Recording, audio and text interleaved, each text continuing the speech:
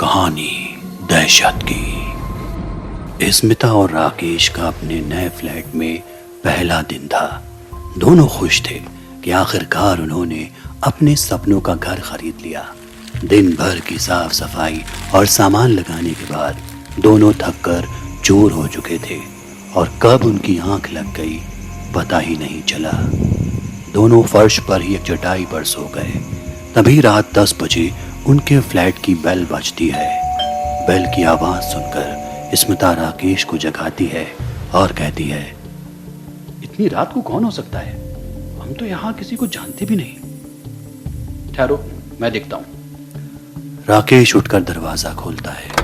दरवाजे के उस पार एक दुबली पतली सी कमजोर शरीर वाली लड़की खड़ी थी। करीब 12 साल की इस लड़की का सिकुड़ा हुआ चेहरा राकेश को देख अचानक स्थिर हो गया। राकेश उससे कुछ पूछ पाए इससे पहले ही बच्ची बोल पड़ती है, अंकल कुछ खाने को मिलेगा? मैं और मेरी छोटी बहन घर में अकेली हैं। हमने कई दिनों से कुछ नहीं खाया है, प्लीज कुछ खिला दो। राकेश उसे अंदर लाता है और खाने के लिए बिस्किट देता है।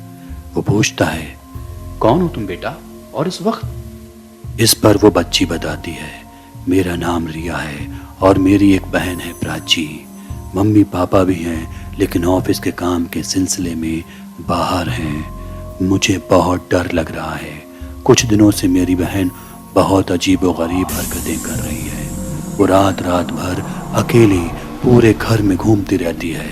कभी दौड़ती है तो कभी उसके कमरे से सिसकियों की भयानक आवाजें आती हैं। एक बार तो मैंने उसे उसके कमरे की दीवार पर रेंगते हुए भी देखा। मुझे मालूम है कि ऐसी हरकत कोई इंसान तो नहीं कर सकता। मुझे लगता है कि मेरी बहन पर किसी भूत प्रेत का साया है। रिया हाथ जोड़ते हुए राकेश से कहती है, प्लीज हमारी मदद करो। मैं बहुत डरी हुई हूँ। क्या आज रात आप लोग हमारे घर रुक सकते हैं? ये कहकर रिया सिसकियों से रोने लगती है। राकेश रिया को अंदर बुलाता है और स्मिता उसे भरोसा दिलाती है, डरो मत, आज रात मैं और राकेश तुम्हारे घर रुकेंगे। हालांकि राकेश को रिया की बात पर भरोसा नहीं होता, लेकिन दोनों तय करते हैं कि वो रिया के घर की रिकॉर्डिंग करेंगे ताकि पता चल सके कि उसकी बहन प्राची रात में क्या करती है। राकेश और स्मिता रिया के साथ उसके फ्लैट में पहुंच जाते हैं। इस दौरान उन्हें महसूस होता है कि प्राची का कमरा घर के बाकी कमरों से अलग और अजीब है। उसके कमरे में बेहद ही अजीब सी ठंडक है, जिसके बीच एक अलग तरह की बू हवा में घुली हुई है। राकेश और स्मिता डाइनिंग रूम में पड़े सोफे पर लेट जाते हैं और अपने मोबाइल के कैमरों को ऑन कर देते हैं। आधी रात के वक्त राकेश की आंखें अचानक तेज तेज सांसों की आवाज से खुल जाती है। वो देखता है कि उसके बिल्कुल सामने रिया खड़ी है, जो उसे और स्मिता को एकटक घूरे जा रही है। एक अलग सी अजीब सी नजरों के साथ रिया का दाहिना होठ लटका हुआ था, मानो वो बेसुध हो। इस पर राकेश तुरंत चिल्लाते हुए पूछता है, रिया यहाँ क्या कर रही हो? रिया राकेश की आंखों में देखती है। चेहरे पर बिना किसी हाव भाव दिए जवाब देती है, कुछ नहीं, बस आप दोनों को देखने आई थी, और कमरे से चली जाती है। राकेश अपनी नजरों के सामने यह मंजर देख बुरी तरह घबरा जाता है। उसके माथे पर चमकता पसीना अंधेरे में भी साफ दिखाई दे रहा था। जैसे तैसे वो दोबारा बिस्तर पर लेटकर सोने की नाकाम कोशिश में लग जाता है कि तभी कमरे के बाहर से किसी के घसीटने की आवाज आती है। थोड़ी ही देर में आवाज और भी खौफनाक हो जाती है। ऐसा लगता है मानो कोई जानवर अपने दांतों से कच्चा मांस खींच खींच कर खा रहा हो।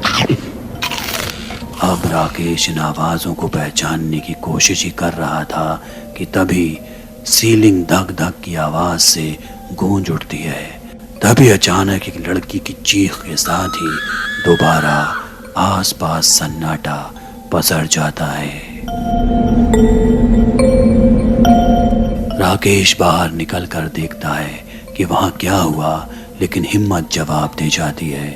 हैरान करने वाली बात यह थी कि स्मिता इतनी खौफनाक आवाजों के बीच भी आराम से सो रही थी, मानो से कुछ सुना ही नहीं दे रहा हो। राकेश स्मिता को झकझोर कर जगाता है और एक एक वाक्य को तफसील से बताता है। इसे सुनकर स्मिता खुद भी बेचैन हो जाती है। अब तक उनकी जो तलाश प्राची के लिए थी, उसमें रिया का नाम भी शुमार हो गया था।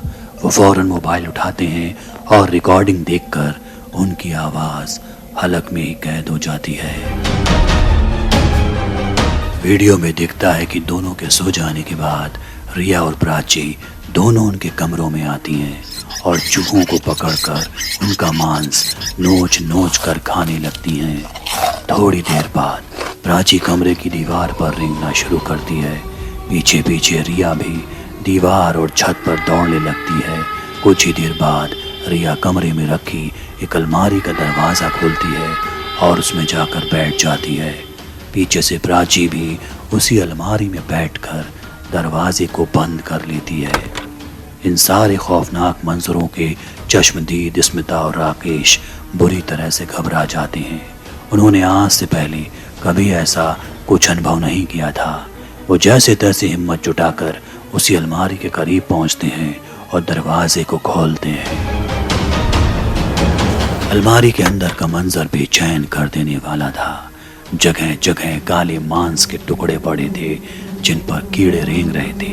अलमारी के अंदर बिल्कुल ठंडक थी। स्मिता और राकेश रिया और प्राची के कमरे की तरफ दौड़ते हैं, लेकिन दोनों ही अपने कमरों से गायब थी। पूरे घर में कोई नहीं था। दोनों के जहन में बस अब एक ही सवाल था कि आखिर यहाँ हुआ क्या।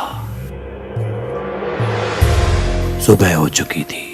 राकेश और स्मिता अपने फ्लैट में लौट आते हैं। करीब 1 घंटे बाद फिर बेल बजती है। राकेश दरवाजा खोलता है तो सामने ब्रोकर उस्मान खड़ा था। कैसे हैं सर जी? कैसी गुजरी रात? सब खैरियत तो है? उस्मान की बात को बीच में रोकते हुए राकेश ने सवाल किया। ये बगल वाले फ्लैट में कौन रहता है? अरे उसमें अब कोई नहीं रहता। करीब 4 सालों से खाली पड़ा है, बिकता भी नहीं है। बिकता नहीं है? क्यों? अरे इसके मालिक अब इस दुनिया में नहीं है। और उस्मान जो कहानी सुनाता है उससे राकेश हैरत में पड़ जाता है। दरअसल 2 बच्चियां होने की वजह से घर का मालिक अपनी पत्नी को बहुत मारता पीटता था। रोज रोज की लड़ाई झगड़ों से तंग आकर एक दिन उसकी पत्नी घर छोड़कर चली गई और बाप नशे में धुत रहने लगा। उसका मानना था कि इन लड़कियों की वजह से ही उसका घर बर्बाद हुआ। कई दिनों तक बच्चियों को फ्लैट में बंद करके चला जाता। बेचारी भूखी प्यासी कमरों में बंद रहती और चूहों को खा खा कर अपना पेट भरती। एक दिन वो बच्चियों को फ्लैट में बंद करके चला गया और शराब के नशे में एक ट्रक के नीचे आ गया और फिर कभी वापस नहीं लौटा।